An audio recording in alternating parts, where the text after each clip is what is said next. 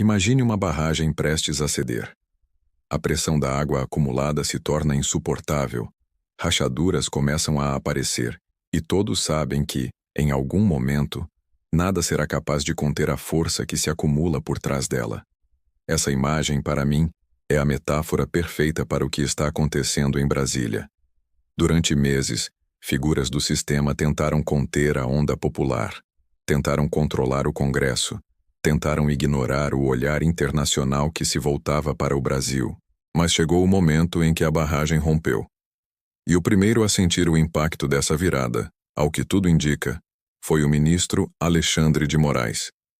A revelação feita recentemente descreve uma cena de bastidor que parece saída de um roteiro de cinema.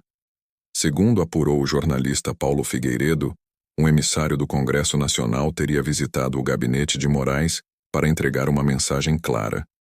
Não dava mais para segurar.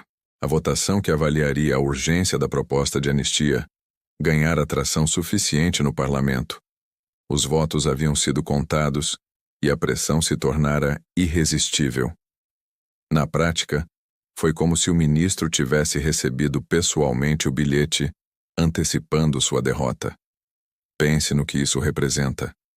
O homem que durante anos centralizou o poder, que pautou a política brasileira com decisões emanadas de seu gabinete, ouviu que sua autoridade havia chegado ao limite. Não se tratava mais de negociação ou de possibilidade de reversão. Era o reconhecimento de que a maré virou. A maioria esmagadora no Congresso não poderia ser mais contida. Era como se o establishment, que por tanto tempo acreditou ser inquebrável, tivesse finalmente admitido que não havia como segurar o fluxo da história. Mas como essa virada se construiu? Não foi de um dia para o outro. Foi fruto de uma pressão que veio de todos os lados e que, no final, criou uma tempestade perfeita. Houve a pressão das ruas. Incontável número de brasileiros saiu de suas casas e enfrentou censura, ameaças e perseguições. Mas ainda assim, não desistiu de expor sua voz em manifestações, seja em avenidas gigantes como a Paulista, seja em atos espalhados pelo interior do país. A mobilização popular é poderosa justamente porque constrange. Ela lembra os representantes políticos de que seus mandatos dependem de quem está lá fora. Houve também a pressão internacional.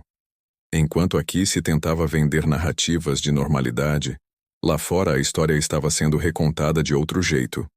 Parlamentares, jornalistas e formadores de opinião divulgaram os abusos, as prisões políticas, os atos de censura. Figuras como Eduardo Bolsonaro e Paulo Figueiredo bateram ponto em Washington para sensibilizar legisladores e a opinião pública americana. E o resultado foi contundente. Sanções, pronunciamentos do Congresso norte-americano, classificações severas de que aqui se vivia uma caça às bruxas judicial. De repente, aquilo que parecia indiscutível foi colocado em xeque pela maior potência do mundo. Essa pressão externa corroeu o verniz de legalidade que se tentava manter. E houve, claro, a articulação política interna. Deputados experientes liderados por pessoas como Sóstenes Cavalcanti costuraram alianças, somaram votos e apresentaram números que se tornaram irrefutáveis. Mais de 300 parlamentares alinhados em apoio à anistia. Quando esse tipo de consenso se forma, nem mesmo as manobras de bastidores conseguem resistir. O presidente da Câmara, que por muito tempo sustentou a contenção da pauta, percebeu que insistir seria politicamente suicida. O muro rachou e a barragem cedeu. O episódio da aprovação da urgência foi, portanto, simbólico. Representou a primeira fissura concreta nas barreiras levantadas pelo sistema. Mostrou que aquilo que parecia absoluto era, no fundo, um castelo de areia. É verdade que a luta não termina aí. Abrir caminho para a anistia é apenas o começo. O risco que se apresenta agora é o da adulteração. O sistema, mesmo ferido, ainda tentará manobrar. Ainda buscará oferecer paliativos e chamar isso de pacificação.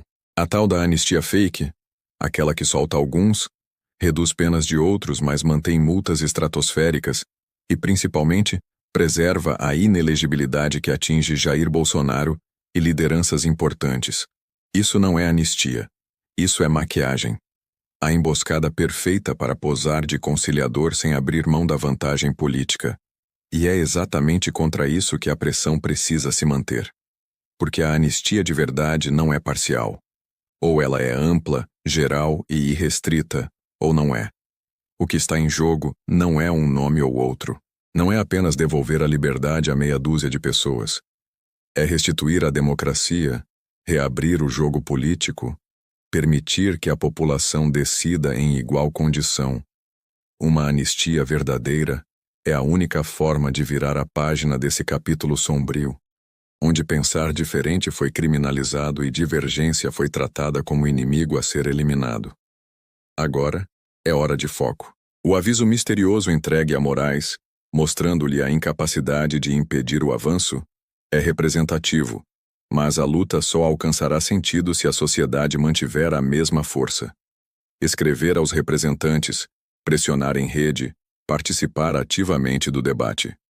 O recado tem de ser simples. Não aceitaremos menos do que a restauração plena da liberdade política. E o fato mais significativo é este. Pela primeira vez em anos, pode-se sentir que o medo trocou de lado. O pavor que antes se espalhava entre cidadãos receosos de críticas e acusações, agora parece ter se instalado nos gabinetes. O ar de invencibilidade deu lugar à ansiedade de quem percebeu que os passos seguintes podem marcar sua derrota histórica. É um ponto de inflexão, e a história está repleta deles. Momentos em que um sistema até então hegemônico descobre, de súbito, que perdeu o apoio que dava sustentação. Foi assim em tantos países, e está sendo assim aqui. A simbologia de um ministro acostumado a mandar receber em mãos o comunicado de que sua vontade não prevaleceria é emblemática. É admitir que a maré virou. Mas a vitória só se consolidará se a persistência continuar. Perseverança é o que diferencia conquistas momentâneas de mudanças reais. Daqui em diante, não se pode aceitar atalhos nem versões reduzidas. Uma anistia simulada é ardil.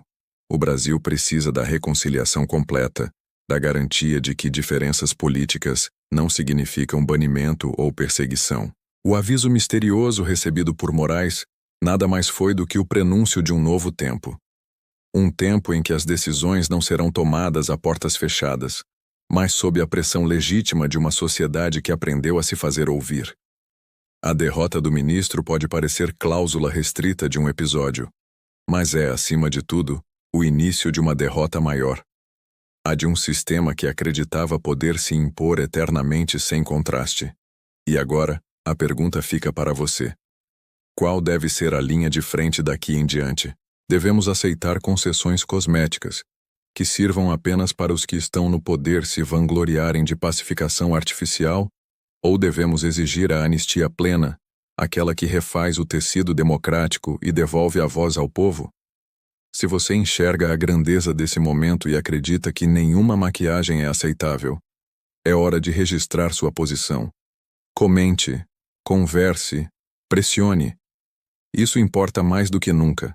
Se esse panorama te trouxe clareza sobre a importância da pressão popular e internacional, não deixe de dar seu like agora.